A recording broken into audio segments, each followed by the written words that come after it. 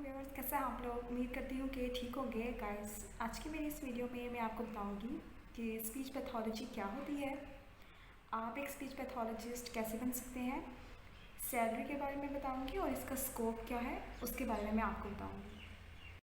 लेकिन video start करने से पहले मेरी आपसे दरख्वास्त है कि प्लीज़ आप मेरे चैनल को सब्सक्राइब कर दीजिएगा ताकि मैं आप लोगों के लिए ऐसी ही वीडियोज़ बनाती रहूँ। तो चलिए स्टार्ट करते हैं। तो सबसे पहले बात कर लेते हैं कि स्पीच पैथोलॉजी क्या होती है। स्पीच पैथोलॉजी बेसिकली डील करती है उन लोगों के साथ जिन्हें डिफ़िकल्टी होती है कम्युनिकेशन प्रॉब्लम में, यानी कि वो बच्चे जो कम्युनिकेट नहीं कर पाते हैं सही तरीके से, उन लोगों के साथ वो डील करती है। जिन्हें लैंग्वेज डिसऑर्डर्स होते हैं, कॉग्निशन भी उसमें प्रॉब्लम होता है, उनके साथ वो डील करती हैं। जैसे कि बच्चे अगर हकला के बोलते हैं या बच्चे जो है सही तरीके से बात नहीं कर पाते हैं, जिस एज में उनको जिस तरीके की बातें करनी चाहिए हैं वो बातें नहीं कर पाते हैं, तो इन सब के साथ जो है वो स्पीच पैथोलॉजी रिलेट करती है।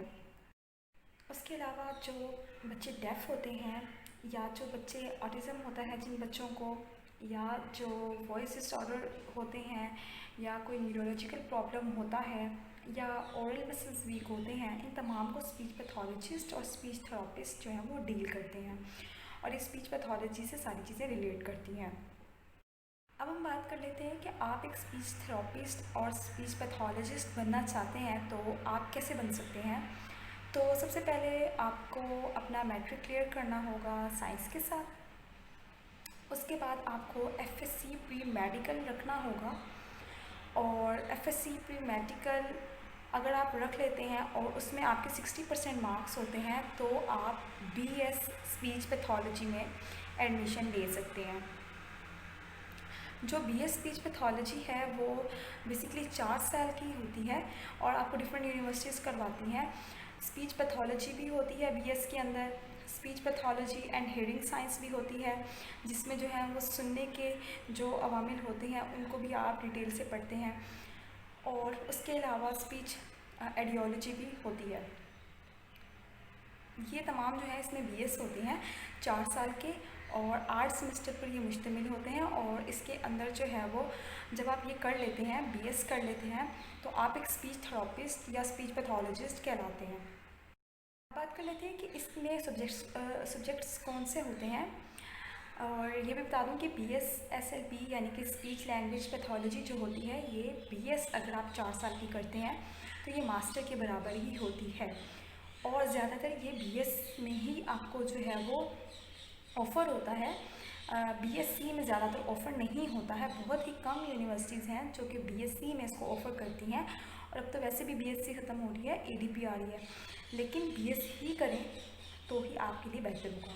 उसके अलावा जो है फ़र्दर इसमें आप MPhil और MS भी कर सकते हैं, और उसके अलावा अगर आप इसमें PhD करते हैं तो ये काफ़ी अच्छा जो है वो आपके लिए मतलब बेहतरी होगी अगर आप इसमें PhD करें तो।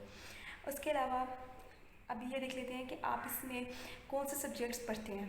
बेसिकली इसके अंदर आप psychology, physiology, anatomy, biomedical science, neurological science और speech language disorders, speech problems और इसी तरीके की स्पीच जो भी प्रॉब्लम्स होती हैं उसके बारे में आप पढ़ते हैं। अब बात कर लेते हैं कि अगर आप ये डिग्री कर लेते हैं BSSLP के अंदर तो आपको कहाँ जॉब्स मिल सकती हैं, इसका स्कोप क्या है। तो अगर आप ये कर लेते हैं तो उसके बाद आपको नर्सिंग हेल्थ केयर सेंटर्स के अंदर जॉब मिल सकती है, होम हेल्थ केयर सर्विसेज जो होती हैं वहाँ पे आपको जॉब्स मिल सकती हैं। उसके अलावा आपको स्पेशल एजुकेशन सेंटर्स होते हैं बच्चों के लिए, डेफ़ के लिए, स्पीच जिन्हें प्रॉब्लम होती है उनके लिए, तो वहाँ पे आप जॉब कर सकते हैं। आप हॉस्पिटल्स के अंदर जॉब कर सकते हैं, आप स्कूल्स के अंदर एज अ थेरेपिस्ट जा सकते हैं, और वहाँ पे जो स्पेशल बच्चे होते हैं, कुछ स्कूल्स होते हैं जहाँ स्पेशल बच्चे होते हैं, तो वहाँ पे भी आप अप्लाई कर सकते हैं। उसके अलावा आप अपना क्लिनिक भी ख़ुद का चला सकते हैं, और इसका बहुत स्कोप है जो है पाकिस्तान के अंदर। उसके अलावा जो है वो आप डे केयर सेंटर्स के अंदर भी जॉब कर सकते हैं, और एज अ टीम जो है वो आप टीचर्स के साथ काम कर सकते हैं। अगर आप किसी स्कूल में हो तो एज अ टीम आप लोग टीचर्स के साथ, और अगर किसी हॉस्पिटल्स में हो तो आप एज ए साइकोलॉजिस्ट के साथ एज ए स्पीच थेरेपिस्ट भी काम करते हैं, सोशल वर्कर के साथ भी आप काम करते हैं। तो ये तमाम जो हैं वो जॉब्स एरियाज़ हैं और स्कोप है इस पैथोलॉजी का। अब हम बात कर लेते हैं कि इसकी सैलरी कितनी होती है, मिनिमम टू मैक्सिमम इसकी सैलरी कितनी होती है। इसकी जो सैलरी होती है वो एंट्री लेवल के ऊपर भी डिपेंड करती है। यानी कि अगर आपने BS SLP कर लिया है और उसके बाद आपने 1 साल अपनी ट्रेनिंग रखी है और 1 साल बाद या 1 साल आपने वैसे ही ट्रेनिंग रखी है अपनी पढ़ाई के दौरान भी, और उसके बाद आप अप्लाई करते हैं, तो इसके एंट्री लेवल के ऊपर जो है वो बेस करता है कि कितने साल का आपके पास एक्सपीरियंस है। अगर आपके पास 1 से 3 साल का एक्सपीरियंस है तो आप आराम से लाख तक कमा सकते हैं, यानी कि 1 लाख तक आप जो है वो मंथली कमा सकते हैं अगर आपके पास 1 साल का एक्सपीरियंस है, 1 से 3 साल का एक्सपीरियंस हो तो। वैसे तो ये जगहों पर भी डिपेंड करता है कि किस जगह पे आप बैठे हैं, वहाँ डिमांड क्या है, लेकिन ज़्यादातर जो है वो आपको 1 लाख जो है वो पर मंथ मिलता है।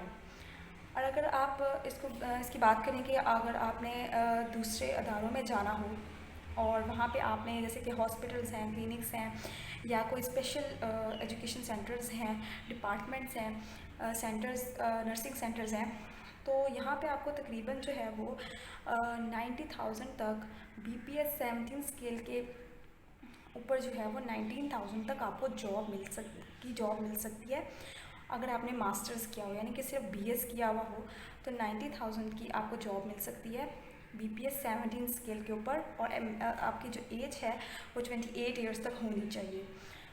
उसके अलावा अगर आप नॉर्मल किसी अदारे में जाते हैं, नॉर्मल स्कूल हो, ज़्यादा डिमांडिंग वहाँ पे डिमांड ना हो, तो वहाँ आप 30,000 to 40,000 तो लाजमी कमा लेते हैं। तो लास्ट में मैं आपको ये बताती चलूँ कि हमारे पास पाकिस्तान के अंदर स्पीच थेरेपिस्ट बहुत ही कम है। अगर आप अपनी स्पीच पैथोलॉजी या थेरेपी के अंदर फ्यूचर बनाना चाहते हैं और आप चाहते हैं कि इसके अंदर मैं आऊँ, तो ये आपके लिए एक अच्छी ऑप्शन होगी, आप इसमें लाजमी आएँ। तो मिलती हूँ अपनी नेक्स्ट वीडियो में, तब तक के लिए अल्लाह हाफिज़।